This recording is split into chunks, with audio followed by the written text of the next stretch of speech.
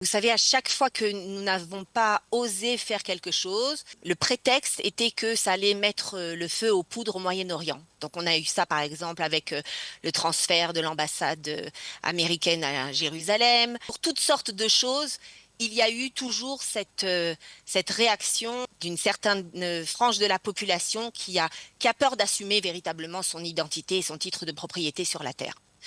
Donc, à partir du moment où, encore une fois, on ment aux nations en véhiculant un message qui est faux, de dire que eh bien, les Juifs n'ont pas le droit de construire en Judée-Samarie, les Juifs n'ont pas le droit de se battre, ils n'ont le droit que de se faire exterminer, parce que ça a été exactement tout au long de cette guerre.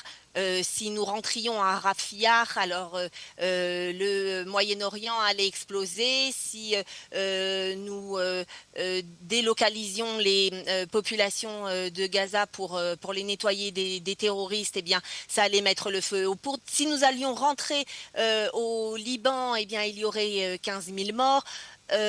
Chez nous. Donc, à chaque fois, il y a ces oiseaux de mauvais augure qui pensent que si le peuple juif assume son identité, son légitime droit de propriété, alors du coup, le Moyen-Orient allait exploser. Il n'en est rien.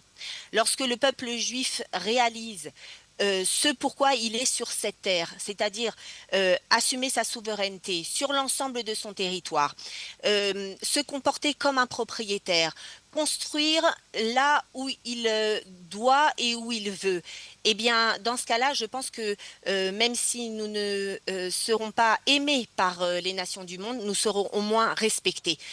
Il est temps de dire de manière claire et nette, nous sommes les propriétaires de cette terre et nous allons nous comporter en tant que tels.